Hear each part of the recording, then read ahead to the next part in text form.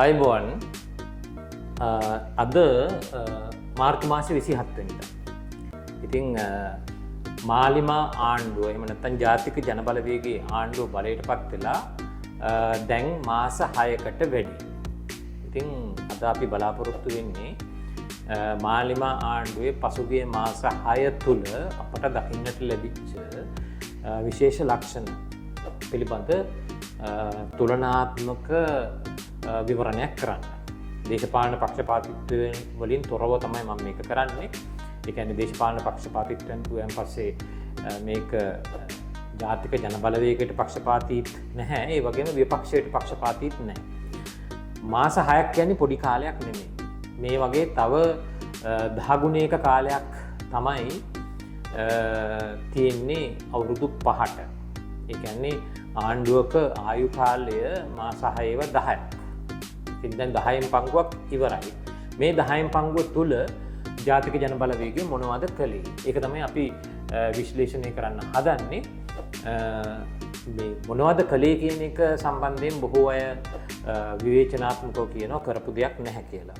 ඉතින් කරපු දෙයක් නැහැ කියන එක මම මෙතනදී කියන්නේ නැහැ. කැපී පෙනෙන දේවල් කරන්න බැරි වුණා. ඔය දැන් ඔය දිනසී වැඩසටහන් වගේ වෛද්‍ය කරපු විදිහේ කැපී පෙනෙන සංවර්ධනයන් එහෙම නැත්නම් කැපී පෙනෙන නීති ප්‍රතිසංස්කරණ ඔහොම දේවල් කළේ නැහැ.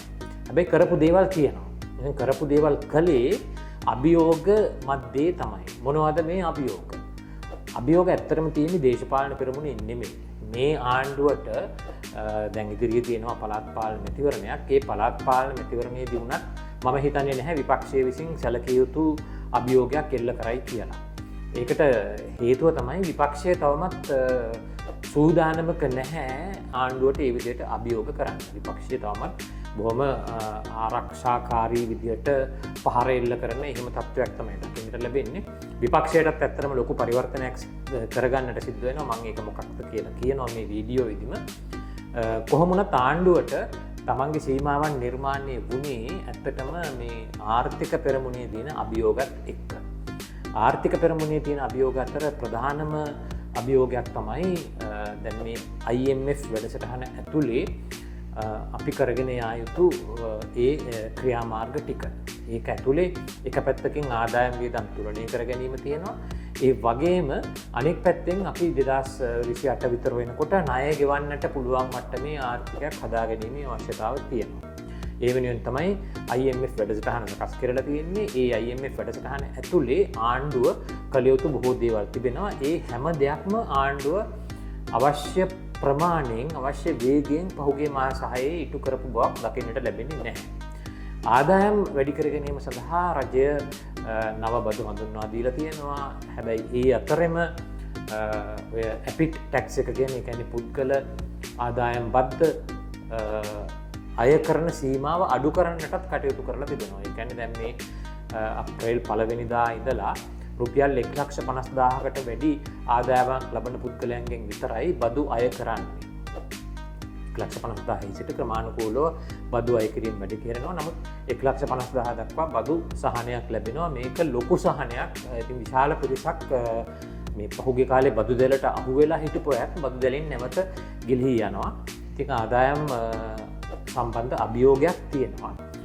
කෙසේ වෙතත් රජයේ ආදායම් ඉලක්ක සාක්ෂාත් කරගන්න අපේක්ෂා කරනවා. දල දේශීය නිෂ්පාදිතයෙන් දල ජාතික නිෂ්පාදිතයෙන් 15% බවට පත් කරගන්නට උත්සාහ කරනවා බදු ආදායම. හැබැයි මේක ලේසි වැඩක් නෙමෙයි. වෙරිටි රිසර්ච් ආයතනය කරපු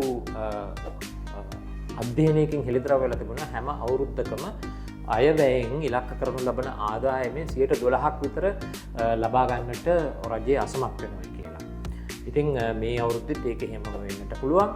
මේ අතරේ රජය විශාල වැටුප් වැඩි කිරීමකුත් කරලා තියෙනවා. අප්‍රේල් මාසයේ සිට රාජ්‍ය සේවකයන්ට විශාල වැටුප් වැඩිවීමක් සිද්ධ වෙනවා. ඒ වැටුප් වැඩිවීමත් එක්ක රාජ්‍ය සේවකයන්ගේ විශ්‍රාම වැටුපුත් වැඩි වෙනවා.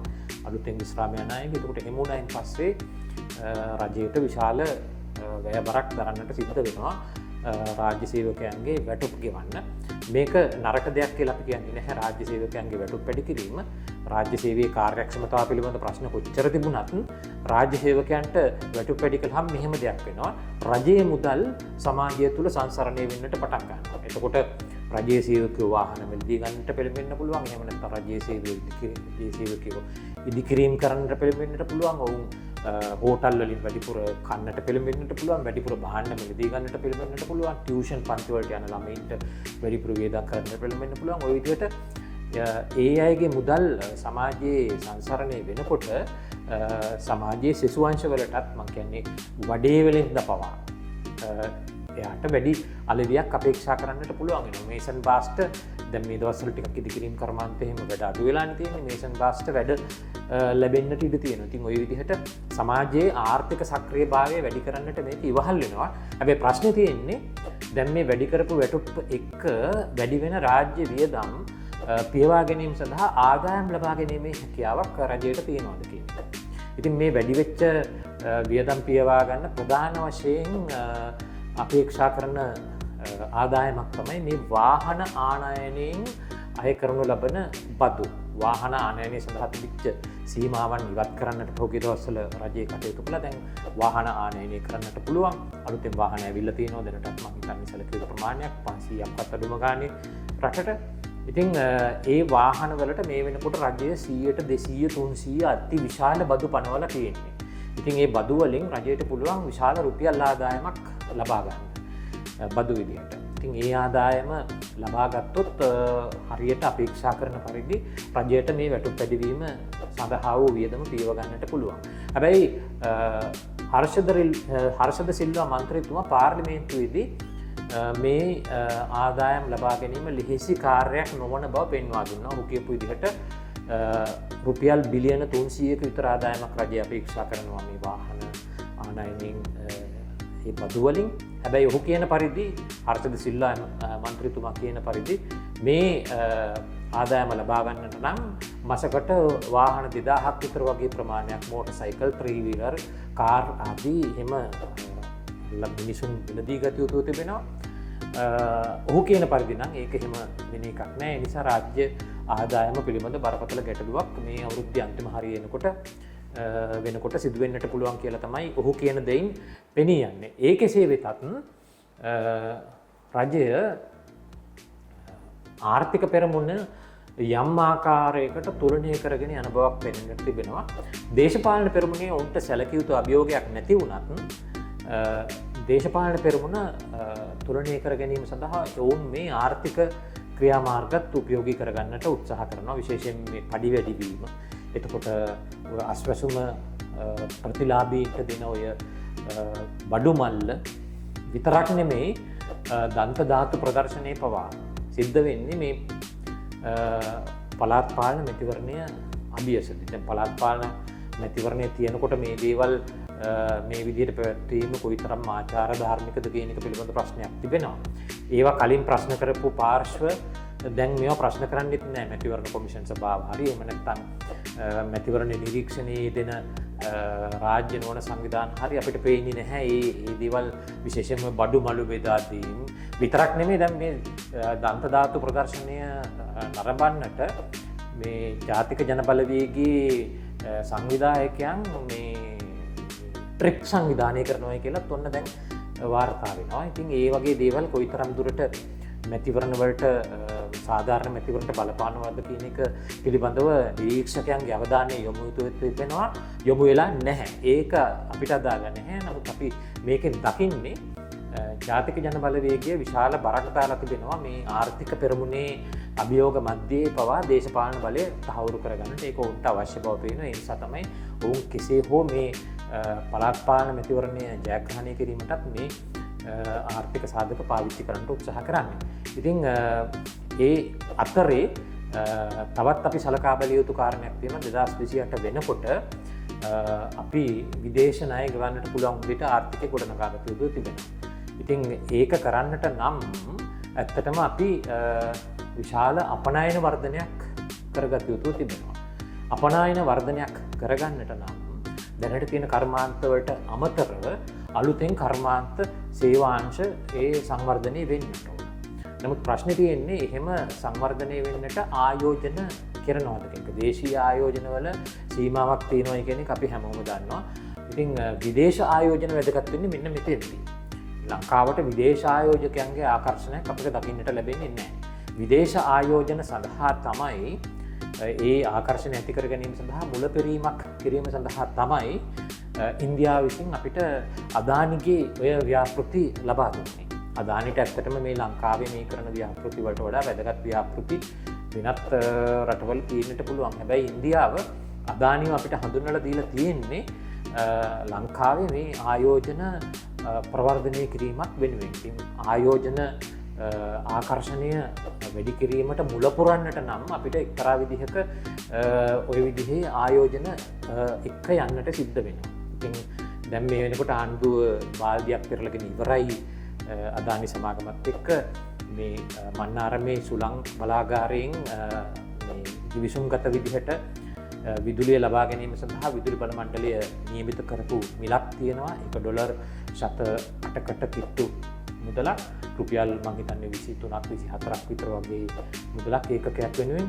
ඉතින් මේ දැන් සාමාන්‍යයෙන් වහලවල් වල තියෙන මේ සෝලර් පවර් පැනල් වලින් ජනනය වෙන විදුලියක් දැන් මිලදී ගන්නේ රුපියල් 27ක් වගේ මිලකට ඒකකයක්. හැබැයි ඒක දැන් අඩු කරන්න සැලකිය යුතු ප්‍රමාණයකින් 30%කින් විතර අඩු කරන්න විදුලි බල මණ්ඩලය තීරණය කරලා තියෙනවා. ඒ වගේ අදානිගේ ඒකකයක් ගන්න මිලක් වැඩි කියලා ඒක අඩු කරන්නේ කියලා රජය අදානිට කියලා තියෙනවා. නමුත් අදානි එකඟ වෙලා නැහැ ඒ වෙනුවෙන්. ඉතින් මෙතන පොඩි ගැටුමක් අපිට දකින්න ලැබෙනවා. කොහොම වුණත් අදානි වැදගත් වෙනවා ලංකාවට ආයෝජකයන් ආකර්ෂණය කර ගැනීමේ වැඩපිළිවෙලක මුල පිරීමක් සඳහා. ඉතින් ආයෝජකයන් ආවේ නැත්තම් ඊළඟ අභියෝගයට අපිට මොකද වෙන්න සිද්ධ වෙනවා? ඒ තමයි අපිට ඩොලර් ආදායම් වැඩි කර ගන්නට බැරි වෙනවා. ඩොලර් සංචිත ඉහළ නංවා ගන්නට බැරි වෙනවා. එහෙම වුණොත් 2028 වෙනකොට අපිට විදේශ ණය ගෙවන්නට පුළුවන් තත්ත්වයක් රටේ නිර්මාණය වෙන්නේ නැහැ.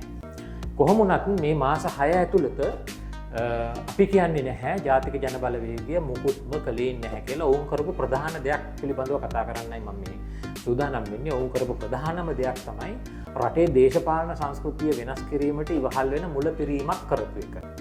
ඒ කියන්නේ ඔබ දන්නවා දේශපාලන සංස්කෘතිය තුළ තිබිච්ච ලක්ෂණය තමයි දේශපාලකයන් විශාල වශයෙන් දූෂණයට නාස්තියට නැඹුරු වෙන එක. ඔවුන් විශාල වශයෙන් මහජනතාවට නොමැති වරප්‍රසාද භුක්ති විඳිමින් දේශපාලනය සමාජ හිණිපෙතේ ඉහළ යාම සඳහා කෙටි මාර්ගයක් බවට එහෙම නැත්නම් පහසු මාර්ගයක් බවට පත් කරගන්න ලක්ෂණයක් තමයි පසුගිය කාලේ දකින්නට ලැබුණේ. කෙනෙකුට කියන්න පුළුවන් දේශපාලකයන් හොරකම් කරන සල්ලිත් එහෙම නැත්නම් ඕන්න කොමිස්සෝ වෙනත් ආකාරයකින් ලබා ගන්න සල්ලිත් ආපහු දේශපාලනයටම දෙව්වයි කියලා කෙනෙකුට තර්ක කරන්න පුළුවන්. ඒකේ ඇත්තක් තියෙනවා. කෙසේ වෙතත් ඒ දේශපාලන ක්‍රමය තුළ තිබුණේ අන්න ඒ වගේ දූෂණේ නාස්ති එක්ක බැඳිච්ච ක්‍රමයක්. දැන් මේ ජාතික ජන බලවේගය අලුතෙන් අලුත් සංස්කෘතියකට මුල පුරලා තිබෙනවා. ඒ සංස්කෘතිය තුළ දේශපාලනඥයා කියන කෙනා ඇත්තටම දැඩි විදිහට සකසුරුවම් සහිතව කටයුතු කරන කෙනෙක්. ඒ සකසුරුවම්කම කියන්නේ ඔබ දන්නවා එක්තරා විනයක්. ඉතින් මේ විනයට පටහැනි සමහර දේවල් ඇත්තටම මේ ජාතික ජන බලවේගයේ ආණ්ඩුව තුලින්ම සිද්ධ වෙලා තියෙනවා. උදාහරණයක් විදිහට ඔය මේ හිටපු කතානායක අශෝක රන්වලගේ ආචාර්ය උපාධිය පිළිබඳව මතුවෙච්ච ප්‍රශ්නය. ඒ ආචාර්ය උපාධිය බොරුවක් බව දැන් මේ වෙනකොට පැහැදිලිව දකින්න ලැබෙනවා. ඉතින් ඒ වගේ දේවලින් සහ ඔය දැන් තවත් ඇමතිවරයෙක් සම්බන්ධයෙන් චෝදනාවක් නැගෙනවානේ. ඉස්සර වැඩ කරද්දී දූෂණ චෝදනාවකට ලක් වෙලා සේවයෙන් නිරපපු කෙනෙක් කියලා. නමුත් ඒගොල්ලෝ තවමත් මේ ආණ්ඩුවේ ප්‍රධාන වගකීම් ධර්මයෙන් කටයුතු කරන තත්ත්වයක් තුළ පොඩි ගැටලුවක් ඇති වෙලා තිබෙනවා මේ ඔවුන් විසින්ම ඇති කරන්නට යන නව දේශපාලන සංස්කෘතියට. හැබැයි ඒ කීප දෙනෙක් එහෙම නොවුනට සමස්තයක් විදිහට ගත්තොත් ඔවුන්ගේ දේශපාලනඥයන්, ඒ කියන්නේ අපි හිතමුකෝ පාර්ලිමේන්තුවේ ඉන්න മന്ത്രിවරුන් 159න් බහුතරයක් දෙනා ඇත්තටම නව දේශපාලන සංස්කෘතියක් මුල පුරලා තියෙනවා. මම කියන්නේ ජාතික ජන බලවේගයේ ආණ්ඩුව පසුගිය මාස 6 තුල කරපු දේ වලින් වඩාත්ම වැදගත් වෙන්නේ අන්න ඒ කාර්යයයි කියන එකයි. ඉතින් මේ මුල පුරපු දේශපාලන සංස්කෘතිය දේශපාලනය තුළ තහවුරු වෙන්න ඕන. ඒ තහවුරු වීම මම හිතන්නේ ඉදිරියට යයි මේ පළාත් පාලන මැතිවරණෙත් එක්ක. පළාත් පාලන මැතිවරණයෙන් ජාතික ජන බලවේගයෙන් ජයග්‍රහණය කරන අපේක්ෂකයන් මං හිතන්නේ ඒ දේශපාලන සංස්කෘතිය ඉස්සරහට ගෙනියයි කියලා අප බලාපොරොත්තු වෙනවා. විශේෂයෙන්ම මේ පළාත් පාලන මැතිවරණයට ඔවුන් ඉදිරිපත් කරලා තියෙන වැඩි දෙනෙක් ඔය ජනතා විමුක්ති පෙරමුණේ කාඩරේ හිටපු අය කියලා තමයි කියන්නේ. මොනත් ඔවුන් මං හිතන්නේ සංස්කෘතිය ඉස්සරහට ගෙනියයි. හැබැයි ඔය දේශපාලන සංස්කෘතිය දේශපාලනය තුල තිබිලා විතරක් මදි, මේක රාජ්‍ය යන්ත්‍රය තුලට කාන්දු වෙනවා. එහෙම නැත්නම් මේකෙන් ප්‍රතිඵලයක් මහ ජනතාවට ලැබෙන්නේ නැහැ. මොකද රාජ්‍ය සේවය ඔබ දන්නවා ඉතාම අකාර්යක්ෂමයි. මහ ජනතාව එකෙන් ලොකු පීඩාවකට පත් වෙලා තියෙනවා. ඒ පීඩාව එක පැත්තක් තමයි Tamanට අවශ්‍ය සේවාවන් රාජ්‍යයෙන් ලබා ගන්නට බැරි වෙන එක. අනිත් පැත්තෙන් මේ රාජ්‍ය සේවයේ අධික බර දරා ගන්නට සිද්ධ වෙලා තියෙන්නේ මේ බදු ගෙවන, ඍජුව බදු ගෙවන, වක්‍රව බදු ගෙවන ජනතාවට. ඉතින් රාජ්‍ය සේවයේ කාර්යක්ෂම විය යුතුව තිබෙනවා. රාජ්‍ය සේවය තුළටත් නව සංස්කෘතියක් මේ කාන්දු විය යුතුව තිබෙනවා. හැබැයි ඒක කරන්නට තවම නම් ජාතික ජනබලවේගය සමත් වෙලා නැහැ. මොකද පහුගිය කාලේ ජාතික ජනබලවේගය එක්ක සම්බන්ධ ජනතා විමුක්ති පෙරමුණගේ පක්ෂ වැඩ කළේ ඇත්තටම මේ රාජ්‍ය සේවකයන් එක්ක වර්ජන කරන්නට, ඒ ළඟට ප්‍රතිසංස්කරණ වලට විරුද්ධ වෙන්නට, කිසිම දෙයක් කරන්නට බැරි තත්ත්වයක් නිර්මාණය කරන්නට තමයි මේ වෘත්තීය සමිතියත් එක්ක එකතු වෙලා ජනතා විමුක්ති පෙරමුණ පහුගිය කාලේ වැඩ කළේ. හැබැයි ඉතින් දැන් ජනතා විමුක්ති පෙරමුණ ආණ්ඩුවනේ තවදුරටත් ඒ විදිහට ඔවුන්ට කරන්න පුළුවන් කමක් නැහැ. ඔවුන්ට සිද්ධ වෙනවා අනිවාර්යයෙන්ම මේ රාජ්‍ය යාන්ත්‍රණය තුළටත් මේ නව සංස්කෘතිය කාන්දු කරන්නට. ඒකට පුළුවන් පදනම නැත්තම් පසුබිම නිර්මාණය වෙලා තිබෙනවා මේ වැටුප් වැඩි කිරීමත් එක්ක.